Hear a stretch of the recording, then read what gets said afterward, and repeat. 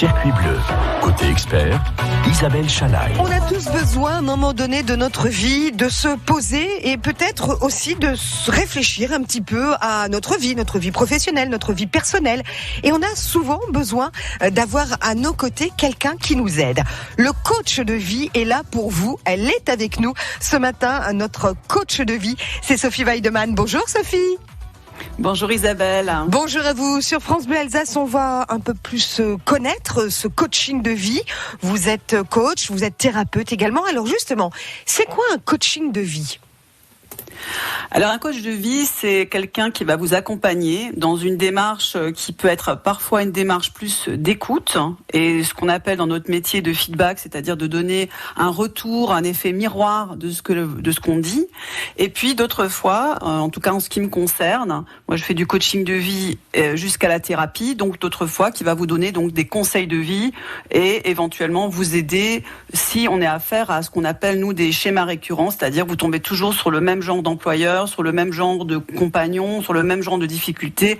Et donc là, c'est effectivement la thérapie, en tout cas en ce qui me concerne, que je propose pour dépasser ces mauvaises habitudes ou ces mauvais réflexes. Alors Sophie Weidemann, qui vient vous voir ? Alors tout le monde, franchement, le coaching de vie finalement s'adresse à plein de sujets différents. Oui. Déjà tous les sujets du corps. Alors il faut pas confondre avec le coach sportif qui va effectivement réentraîner, qui va être dans une démarche très active. Le coach, c'est plutôt quelqu'un qui écoute, mais qui va souvent, une des premières choses que moi je mets en place, c'est le rééquilibre de la vie pour arriver déjà à un sentiment de sérénité, de bonheur au quotidien. Donc ça demande un certain nombre de réflexion et de travail très simple sur revoir un peu sa vie, comment on l'organise. Après, il y a tout le sujet de la relation aux autres, c'est-à-dire comment j'entre en relation avec les autres, est-ce que je me fâche facilement avec eux, ou au contraire, est-ce qu'ils profitent de moi, enfin ce genre de sujet qu'on retrouve à la fois en privé et au travail. Là, c'est pareil, on va essayer d'abord de comprendre quelle est la problématique, et puis ensuite, pas à pas, accompagner la personne pour qu'elle soit bien avec elle-même et qu'elle soit respectée et entendue de l'extérieur. Et quand on est bien... Et puis après, il y a le travail. Allez-y, bien sûr, Sophie. Et ensuite, il y a le travail. Ouais. Donc, le travail, ça peut être à la fois, est-ce que aujourd'hui, on a beaucoup de questions avec cette année et demie de grands changements sur la carrière. Les personnes se posent vraiment des questions de fond et de savoir, mais au fait, est-ce que je suis au bon endroit ? On voit bien, par exemple, les restaurateurs qui ont un mal fou à trouver des serveurs. C'est vrai. Donc là, effectivement, c'est quand même très délicat de changer de voie, parce que ça a des conséquences familiales, sociales, peut-être parfois aussi même de lieu de vie.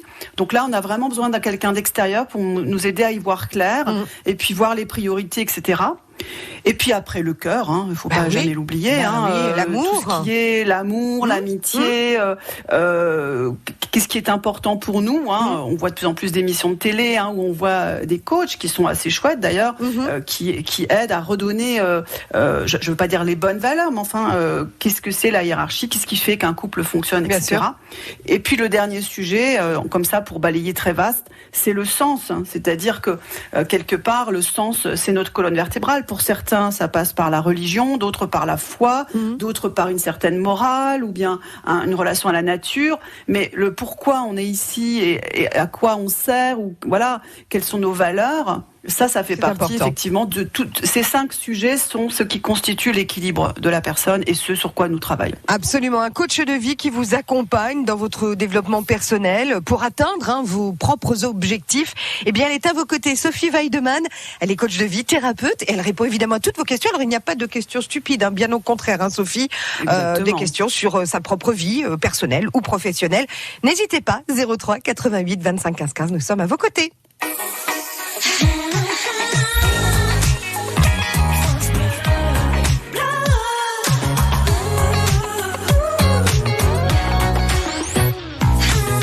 C'est quoi le coach de vie ? Je crois qu'on a eu une réponse avec notre coach Sophie Weidemann. On a peut-être, et vous, besoin effectivement d'y voir un petit peu plus clair avec cette rentrée. Justement, on va partir sur les bonnes résolutions. Est-ce qu'on va les tenir ? Je l'espère. 03 88 25 15 15, Sophie Weidemann est coach de vie et thérapeute. Elle est là pour répondre à toutes vos questions sur France Bleu Alsace. Et nous sommes à vos côtés, bien entendu, chaque jour avec Circuit Bleu côté expert. Aujourd'hui, c'est Sophie Weidemann, elle est coach de vie et thérapeute à vos côtés. Vous avez toutes les infos sur son parcours sur cabinetweidemann.com. Sophie, on parle de bonnes résolutions souvent à la rentrée. Souvent, on se dit, on va arrêter de fumer, on va se mettre au régime, on va faire un peu de sport. Puis on les tient pas toujours. C'est grave, docteur? Alors, quand on ne tient pas ces bonnes résolutions, c'est qu'on ne les a pas bien fixées. C'est-à-dire souvent, c'est trop. C'est-à-dire que tout à coup, pendant des mois, on s'est un peu laissé aller, on a pris un peu de poids. On fait plus trop attention à soi, on regarde beaucoup la télé, etc. Et puis tout à coup, on veut faire 1 heure de sport tous les jours, on veut m'en faire le régime, et puis on se dit mais je comprends pas, ça marche pas. Ben oui. On se demande vraiment pourquoi. Donc le bon sens, c'est quand même une belle valeur. Et donc voilà. Donc il faut déjà, si on n'arrive pas à tenir ces objectifs, c'est soit qui sont pas adaptés à nous, parce qu'on est des êtres humains, on n'est pas des machines. Donc ça va être les bonnes résolutions pour vous seront différentes que pour moi, parce qu'on a des choses. Peut-être que vous avez des choses qui fonctionnent chez vous, qui fonctionnent pas chez moi, et vice versa. Bien sûr. Et puis on est une femme, on est un homme, on est un parent, on est à la retraite, on est jeune professionnel. Voilà, donc donc déjà il faut qu'elle soit adaptée à son cas et qu'elle soit réaliste. Et j'ai envie de dire, souvent les bonnes résolutions, ce qui est bien, c'est non seulement qu'elles soient réalistes, mais qu'elles soient un petit peu en dessous de ce qu'on peut faire pour nous donner comme ça un bon état d'esprit. Un état d'esprit, on se dit j'y suis arrivé, donc ça nous donne envie de continuer. C'est le côté positif, bien sûr. Voilà, et de le construire par étapes. Voilà, donc moi ce que je conseille pour les bonnes résolutions, c'est déjà de faire le tour. Vous vous souvenez, tout à l'heure, je vous ai donné 5 thèmes. Donc tout ce qui est le corps, les choses très concrètes, la relation aux autres numéro 2, la place dans la société, le travail numéro 3, tout ce qui est amour, tout ce qui concerne le cœur numéro 4 et le sens numéro 5. La première chose, ce serait d'organiser les choses et de se dire, dans ces 5 domaines, qu'est-ce qui fonctionne pas et qu'est-ce que je veux améliorer. D'accord. C'est vraiment un travail, comme on fait un travail sur un projet au travail finalement. Alors je sais qu'il y a des personnes qui n'aiment pas écrire, mais celles qui aiment écrire, ça c'est une bonne façon de faire. C'est déjà de se dire au fait, de prendre le temps sur 2, 3, 4 jours d'explorer ces 5 thèmes, donc les choses matérielles, la relation aux autres, la place, le travail, le cœur et le sens, ces 5 trucs, et de se dire, est-ce qu'il y a là des choses qui fonctionnent super, des choses qui fonctionnent pas du tout et moyen. Et après de se dire, ok, moi je choisis 2, maximum 3 choses que je veux améliorer. On peut pas en faire plus, c'est pas possible. Ça fait trop de toute façon, et puis ça ne sert à rien. Voilà. Et ça ne sert à rien. Absolument. Alors, je vous ai donné donc ces 5 sujets, mais en fait, ils ont un ordre. C'est-à-dire que le premier sujet, c'est comme quand on construit une maison. En fait, c'est les fondations. Donc, si vous avez des choses à revoir un peu sur tout, ou des personnes qui se posent des questions sur changer de vie ou changer de travail, on commence par les choses matérielles et le corps. Donc, une chose toute bête, c'est déjà d'aller faire le tour, d'aller voir tous ces médecins. Vous savez, parfois on oublie qu'il faut aller voir le dentiste régulièrement, le gynécologue. Voilà. Donc, voyez, ce sont des choses de bon sens. Donc, la première chose que je dirais pour une rentrée comme septembre, c'est un check-up pour soi et sa famille. D'accord. Comment je vais, voilà. Mais pas forcément seulement les médecins. On a tous des sujets sur lesquels régulièrement on a besoin de révision, enfin entre guillemets, comme une machine. Et là, c'est le moment de faire le point de son corps et de tous les aspects matériels, c'est-à-dire la maison, la voiture, les assurances. Enfin voilà. Donc déjà, vous voyez, ça c'est déjà un gros machin. Si on arrive à mettre tout ça bien au propre, je suis bien dans ma maison, ma voiture elle fonctionne, ma santé ça va, voilà. Tiens, justement, j'aimais bien l'année dernière faire mes petits 20 minutes de sport tous les matins, je m'y remets. Tout à fait. Voilà. Ça, c'est déjà, ça apporte du bonheur au quotidien. C'est ça. Alors, avec un bémol, attention, toutes ceux, il y a quand même beaucoup d'entre nous qui ont des enfants et ils viennent de faire la rentrée. Pour eux, il y a une seule chose à faire, un maximum de rien. D'accord. Parce que surtout on ne fait rien, ça fait du bien. Ouais. Voilà. Avec la rentrée et tout ce qu'il y a, on est en train d'installer une nouvelle organisation pour les enfants, pour nous, pour toute l'énergie de la maison, toute l'ADN de la maison.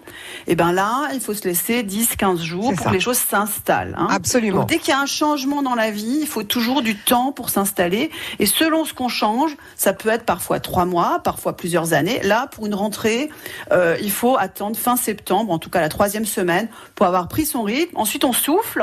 Et ensuite on s'y met.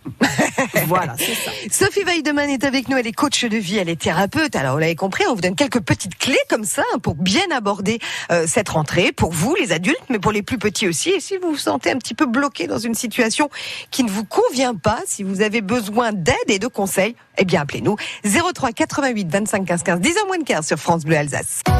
Circuit bleu. Côté expert, Isabelle Chalaï. Et à vos côtés ce matin, Sophie Weideman, elle est coach de vie et thérapeute. 03 88 25 15 15. Christiane nous rejoint de Pfastatt. Bonjour Christiane.